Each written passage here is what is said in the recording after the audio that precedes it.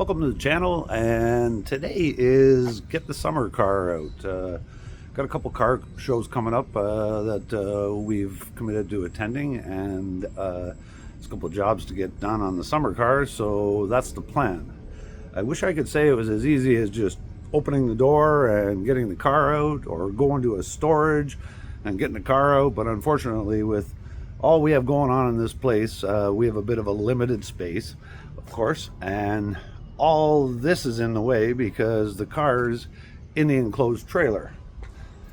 And of course, the enclosed trailer is not a giant one, but it is a giant car, so I got to get in there and get the battery installed first so the car could be fired up, and then a few more things moving around. It's going to be fun.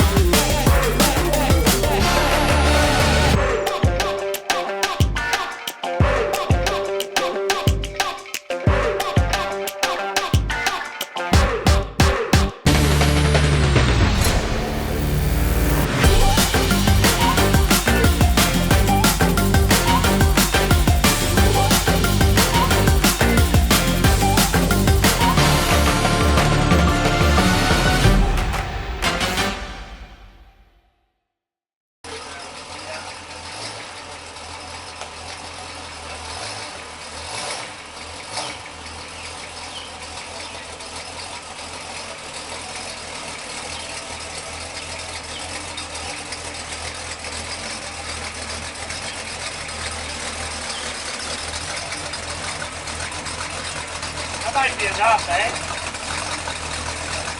Hey, goodbye! Come on. Okay. Yeah.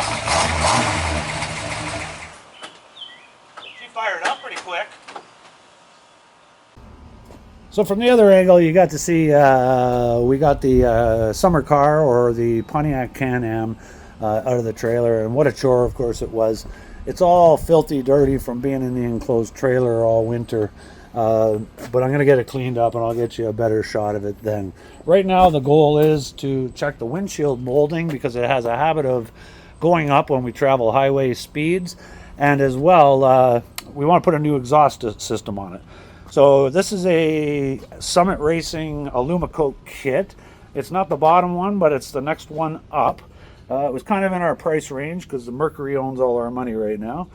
But it seemed like a good deal. This is 2.5-inch mandrel bent, and these are actually the turbo mufflers that come with the kit. So we're not sure how it's going to sound compared to the original, but this is sort of what started it.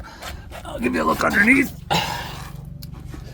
I got to admit, it actually was 2 years ago. Here, I'll bend this a little more so you can see. There you go. So 2 years ago, I needed to go to a car show, and all of a sudden this muffler sprung a leak. And believe it or not, it barely has any leak sound anymore. That is JB Weld High Temp, and it actually survived 2 years. This exhaust system is in pretty good shape. It has an X under the center. It actually does have catalytic converters in it. I was never happy with this one. It's a little on the low side, as you can see, heading to the front. But you also get a bit of a view of the underneath of the car here. She's in pretty good shape for a 1977. So our plan is today to get, well, probably the back half removed, because I think we're going to need to leave some of the front section in, because we don't have an X pipe plan. So we'll put a camera under here, and Mitch and I are going to make a mess.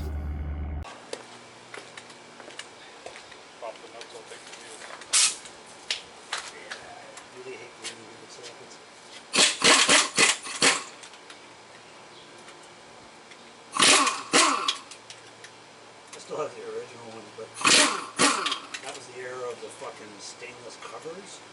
They're the worst wheel nuts ever. Corrosion gets between them, they swell, they don't fit a socket.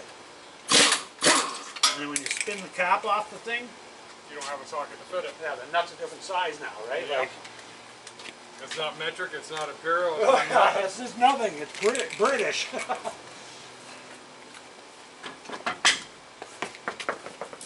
Yeah, maybe I should pull the drums and have a quick peek at those. Haven't done it since safety car.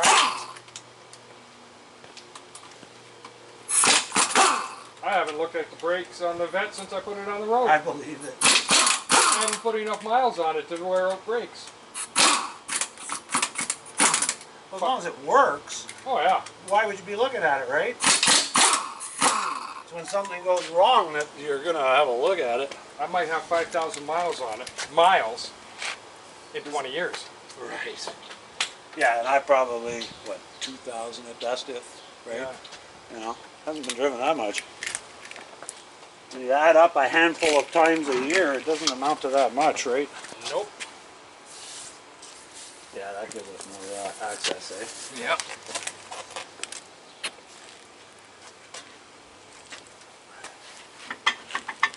Look at that, drums come off.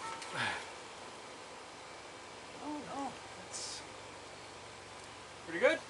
yeah, there's no, axle seal's not leaking. Okay. Just sticky, I guess, first of the year, and sometimes after it sits for a bit, right? Yeah. But I don't want to touch them because the damn brakes work perfect. Yeah, look at those clamps at the back of the mufflers can actually be undone, but they're just there as hangers. Right. It's welded, right? Yeah. Okay, so yeah, this is where we have it is a problem for getting it out. You're gonna have to cut the back. And I have to cut it in 2 spots, right? Well, it's got to be cut at the muffler or just the elbow up here, right?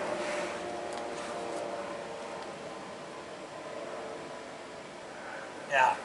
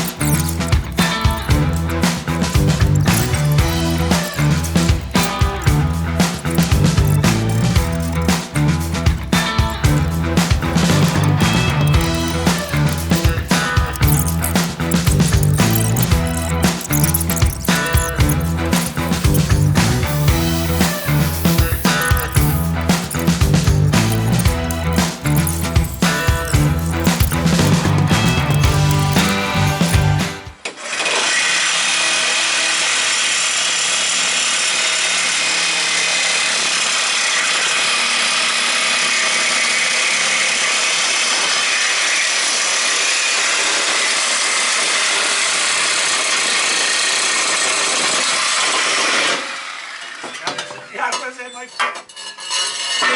That's all it needed was that tiny twist. Yeah. Wow. If the car was up higher, like on a hoist, It would have worked. no Yeah. problem. But I know for setting the new exhaust up, we need ride height because I've done that mistake before where it was relaxed. And all of a sudden you drop it on the ground and something's up against the exhaust because you did it with tons of clearance that you now don't have. Yeah, the axle hanging. Yeah. Well, we're not hanging, No. so That's what I say. Even though it makes it a little tighter for working. axle hanging, those pipes would have come out no problem. Absolutely. Yeah. It was just that. Well, that's what I said. Unfortunately, the jack was not under there. We could have jacked it up and then.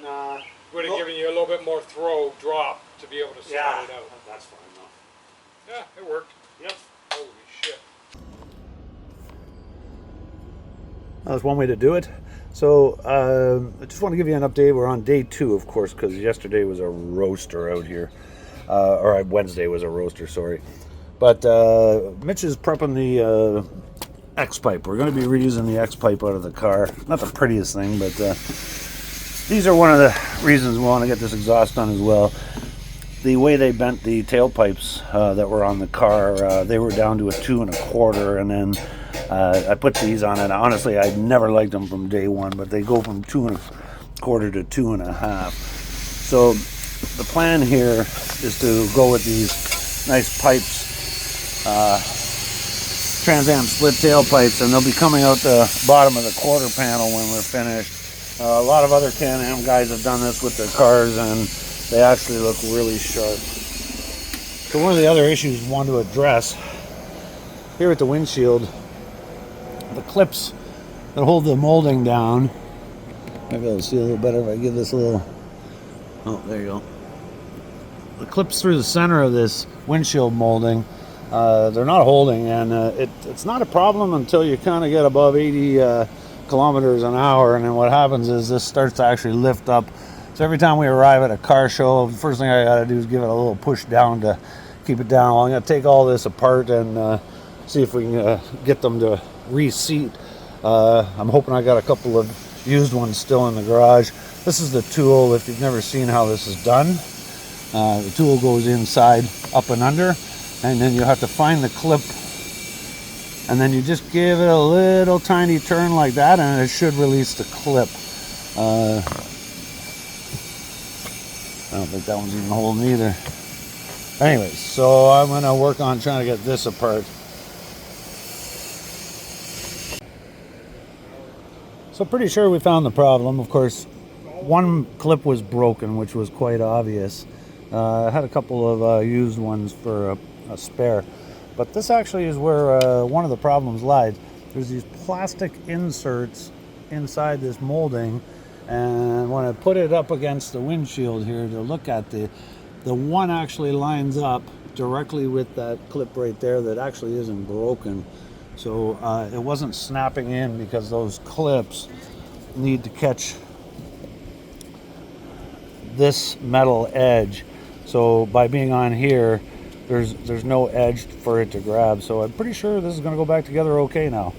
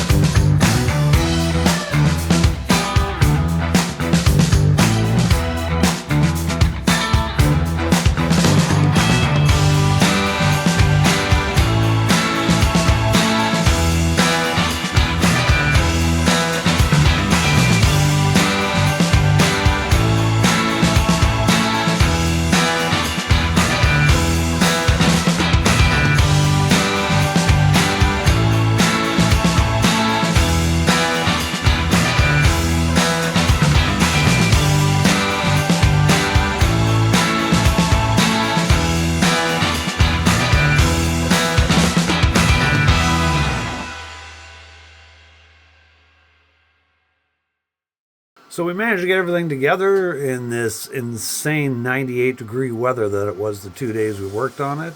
The windshield molding worked out. We got all that nicely together. The exhaust required a little bit of fitment. Definitely glad to have a second set of hands. It would have been really difficult with one person. And we got an oil change in. So next video pops up with this car. It should be nice and cleaned up and moving down the road. Thanks for watching.